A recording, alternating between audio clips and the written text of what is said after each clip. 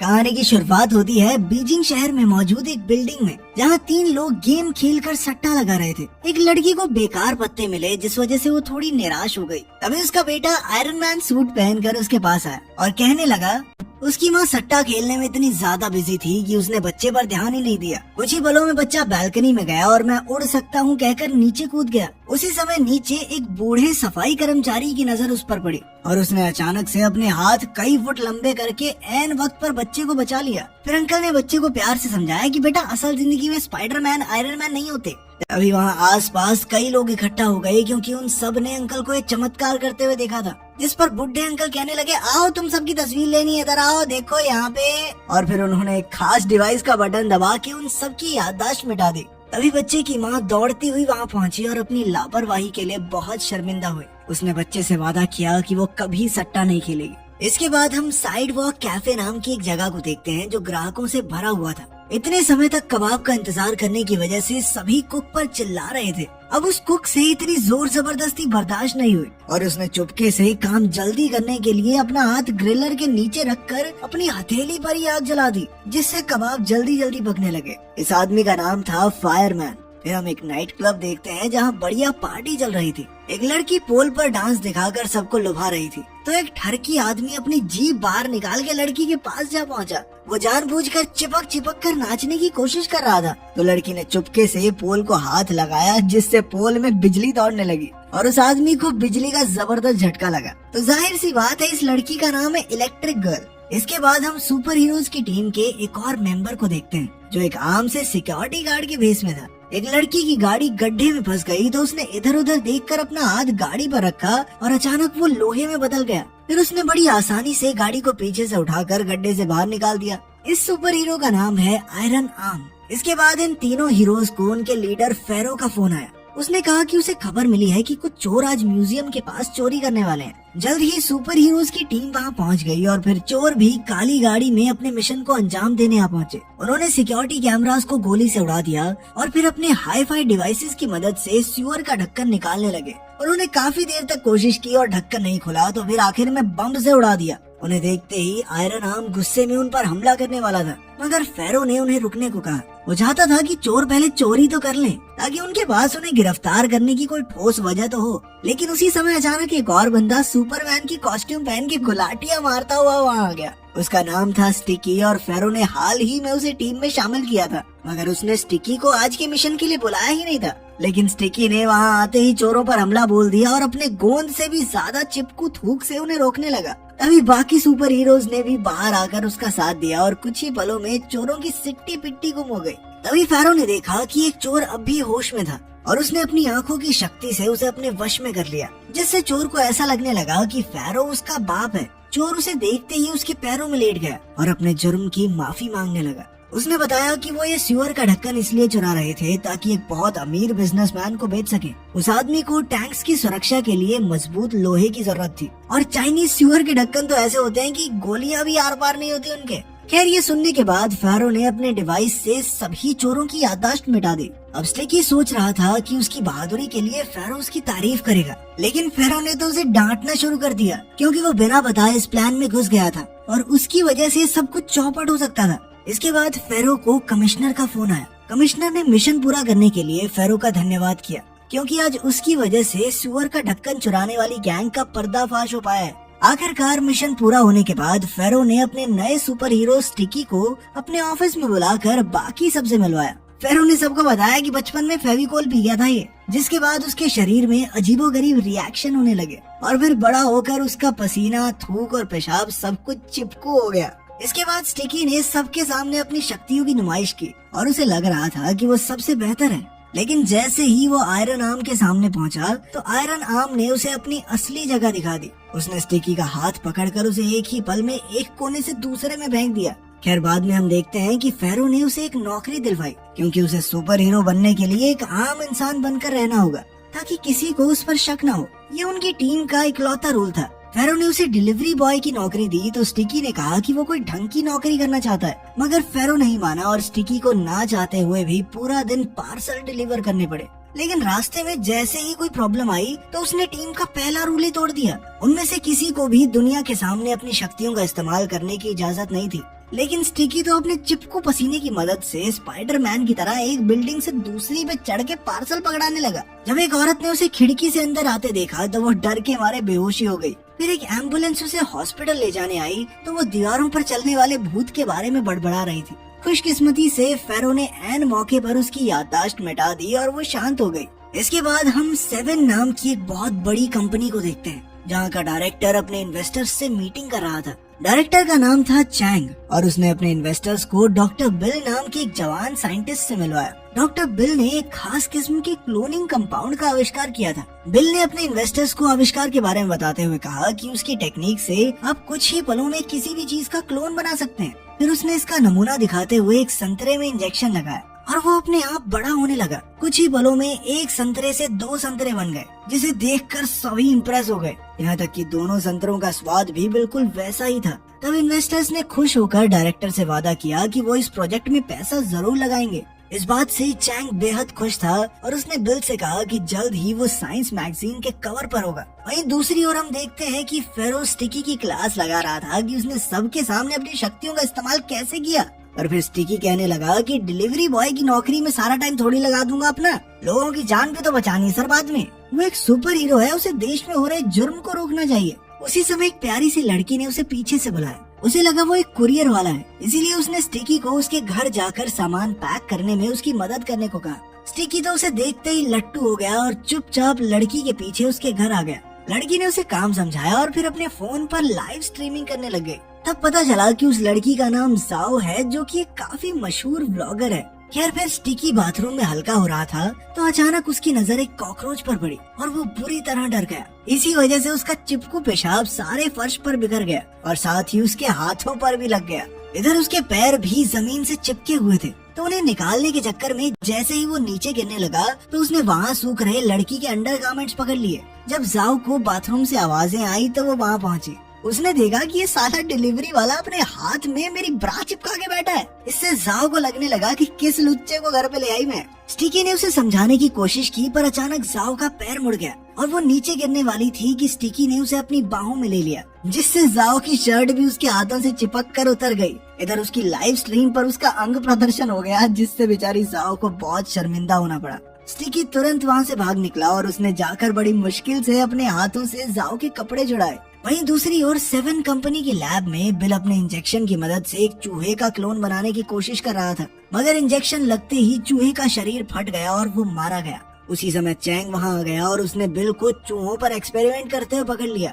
Chang ने गुस्से में कहा कि जिंदा जीव जंतुओं पर क्लोनिंग एक्सपेरिमेंट करना गैर कानूनी है और अगर ये खबर बाहर आ गई तो वो बहुत बड़ी मुसीबत में फंस सकते हैं। अब बिल ने चैंग को समझाने की कोशिश की कि अगर उसने जिंदा जीव जंतुओं का क्लोन बना दिया तो वो दुनिया का सबसे महान साइंटिस्ट बन जाएगा। बिल का मानना था कि इस टेक्निक की मदद से वो आगे चलकर इंसानों के अंग जैसे कि किडनी, हार्ट, लिवर दोबारा से बना सकते हैं, जिससे पूरी दुनिया का बहुत भला होगा। अगर चैंग ने उसकी एक नहीं सुनी और ऐसे एक्सपेरिमेंट बंद करने को कहा। अब बेचारे बिल के पास कोई दूसरा चारा नहीं था, इसीलिए वो रुक गया। इसके बाद हम देखते हैं कि स्टिकी फेरो के पास गया और कहा कि उसके शरीर में कोई अजीबोगरीब बदलाव आ रहा है, क्योंकि आज से पहले वो अपने ही चिपकू पेशाब की वजह से किसी से चिपका नहीं था। तब फेरो ने उसे एक बिस्तर पर बांध दिया और फिर समझाया कि ये उसके स्ट्रेस की वजह से हुआ है। जब उसका एड्रेनलिन बहुत बढ़ जाता है तो वो अपनी शक्तियों पर काबू नहीं कर पाता। फेरो ने कहा कि बस मैं तुम्हारे शरीर पे छोटा सा कट लगाऊंगा और सब ठीक हो जाएगा। स्टिकी एक बार को मान भी जाता, पर फिर उसने देखा कि फेरो का इशारा उसके हथियार की तरफ था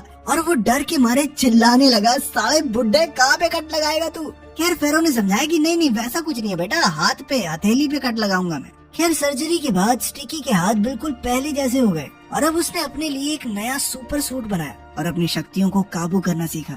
इसके बाद वो फिर से डिलीवरी बॉय की नौकरी पर जाने लगा और फिर वो एक कुरियर लेकर जाओ के घर पहुंचा, लेकिन उसे देखते ही जाओ को फिर गुस्सा आ गया। तब स्टिकी ने जाओ को शांत करते हुए उसके अंडरगारमेंट्स लौटा दिए और कहा कि उसने इन्हें अच्छे से धो दिया है। लेकिन फिर जब जाओ ने बक्सा खोला तो उसमें एक नंगे आदमी का पुतला था, जिसे देखकर वो आग बबूला हो गई। वो स्टिकी को पीटने लग गई कि नहीं सुधरेगा तू लुच्चे, बताऊं तुझे।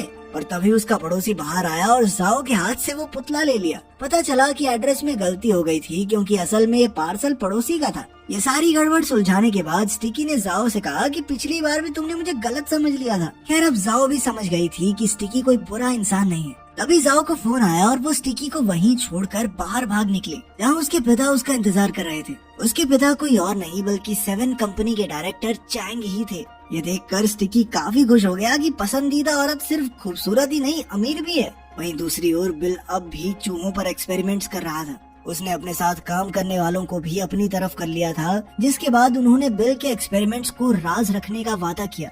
आखिरकार काफी एक्सपेरिमेंट्स के बाद वो चूहों का क्लोन बनाने में कामयाब हो गया। फिर अगली सुबह फेरो ने सुपर हीरोज की टीम को नए मिशन के बारे में बताया, लेकिन बाकी सुपर हीरोज स्टिकी के आने से बिल्कुल भी खुश नहीं थे, क्योंकि वो अक्सर गलती करके सब कुछ चौपट कर देता था। मगर फेरो ने उन्हें विश्वास दिलाया कि स्टिकी मिशन पर जाने के लिए अब तैयार है। इसके बाद जब मिशन शुरू हुआ तो हम देखते हैं कि स्टिकी बाकी सुपर हीरोज से कहीं आगे था। उसने सभी गुंडों की छुट्टी कर दी और सिर्फ एक आखिरी विलन बाकी था। स्टिकी उस पर झपटने ही वाला था कि अचानक उसने देखा कि जाओ वहाँ चलती हुई आ रही थी। वो अपनी स्ट्रीम पर थी और अचानक एक गुंडे ने उस पर हमला कर दिया। तब स्टिकी सब कुछ छोड़कर उसे बचाने दौड़ा। उसने बड़ी आसानी से गुंडे को चिपकू लिक्विड से वहीं रोक दिया, मगर अंत में गुंडे ने जाओ को बिल्डिंग से नीचे धक्का दे दिया। लेकिन स्टिकी ने ऐन वक्त पर उसके पीछे कूदकर उसे अपनी बाहों में ले लिया और उसकी जान बचाई। ये सब देखकर जाओ तो बेहद इम्प्रेस हो गई और उसने सुपर हीरो का नाम पूछा। लेकिन उसी समय फेरो ने उसकी याददाश्त मिटा दी, जिससे जाओ को लगा कि यहाँ किसी 3rd क्लास फिल्म की शूटिंग चल रही है,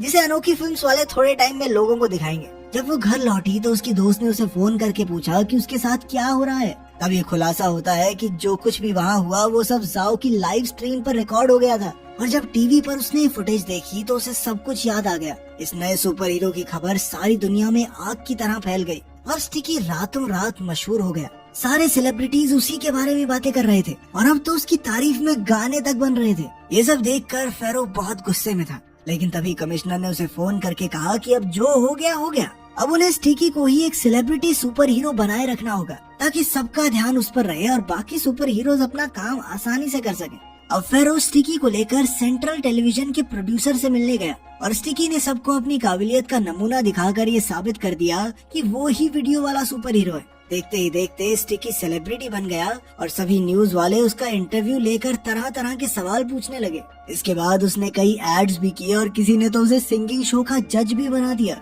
इसी दौरान वो कई सारी प्रेस कॉन्फ्रेंसेस भी कर रहा था, ताकि बाकी सुपर हीरोज का राज राज ही रहे। उसने दावा किया कि आज तक लोगों को मुसीबत से बचाने वाले जो भी चमत्कार हुए हैं उसके पीछे उसका ही हाथ है। जब आयरन आर्म ने ये खबर देखी तो वो गुस्से से लाल हो गया, क्योंकि ये कल का आया लड़का उनकी सारी मेहनत का क्रेडिट खुद ले जा रहा है। लेकिन धीरे धीरे स्टिकी की मुसीबतें बढ़नी शुरू हो गई, क्योंकि उसकी असलियत बाहर आने से आम लोगों के साथ साथ गुंडे भी उसे पहचानने लगे थे। एक बार तो एक आदमी ने जानबूझकर चोरी करने का नाटक किया और जब स्टिकी ने उसे पकड़ लिया और सभी लोगों का ध्यान उस पर आया तो अपने स्टोर की एड करने लग गया। इसके बाद कुछ लोगों ने नकली हमले का नाटक किया ताकि स्टिकी उन्हें बचाने आए और वो उससे मिल सके। अब स्टिकी एक कॉन्फ्रेंस में जाने से पहले फेरो के साथ बैठा था, तो उसने फेरो से शिकायत की कि उसके मशहूर होने के बाद से ये सब गड़बड़ हो रही है। तभी हम देखते हैं कि जाओ भीड़ को चीरती हुई स्टिकी की तरफ भाग रही थी। वो तो स्टिकी के प्यार में पागल हो चुकी थी और वो सिक्योरिटी गार्ड्स के भी हाथ नहीं आए। तभी अपना आयरन मैन सिक्योरिटी यूनिफॉर्म पहने स्टिकी के पास पहुंचा और उसे बुरी तरह पीटने लगा, क्योंकि स्टिकी ने टीवी पर सारे मिशन का क्रेडिट खुद को दे दिया था। अब उसे चुप कराने के लिए स्टिकी ने उसके होठों पर चिपकू लिक्विड गिरा दिया। उसी समय जाओ ने कमरे का दरवाजा खोला, जिसका धक्का लगने से स्टिकी के होठ आयरन मैन के होठों से जा चिपके। जब जाओ ने उन दोनों को होठ से होठ चिपकाए देखा तो उसे लगा कि स्टिकी तो गे है और वो रोते रोते वहाँ से भाग गई। अब स्टिकी जैसे तैसे खुद को छुड़ाकर कुरियर बॉय के रूप में जाओ के पास गया और उसे समझाने की कोशिश की। उसने कहानी बनाई कि वो स्टिकी को अच्छे से जानता है और अगर जाओ चाहे तो वो उसे मिलवा भी देगा। उसने जाओ को यकीन दिलाया कि स्टिकी गे नहीं है और उसे कोई गलतफहमी हुई होगी। ये सुनकर जाओ ने एक्साइटमेंट में उसे गले लगा लिया। इसके बाद हम 7 कंपनी का ऑफिस देखते हैं, जहाँ डायरेक्टर के असिस्टेंट को कूड़े के ढेर से एक टेस्ट ट्यूब मिली। उसने तुरंत ही इसकी खबर चैंग को दी और चैंग गुस्से में सीधा बिल के पास पहुंचा।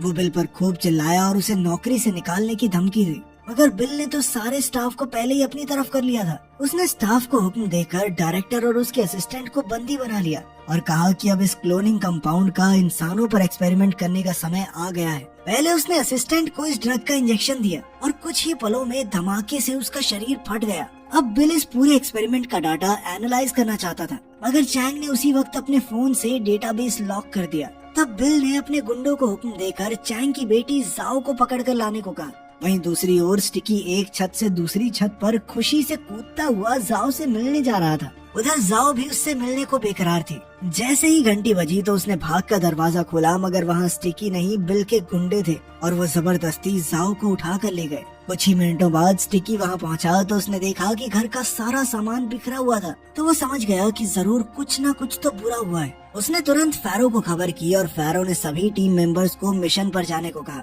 मगर आयरन आर्म अब भी उससे गुस्सा था और वो स्टिकी की मदद किसी भी हालत में नहीं करना चाहता था। मगर फैरो ने उसे जैसे तैसे चलने के लिए मना लिया।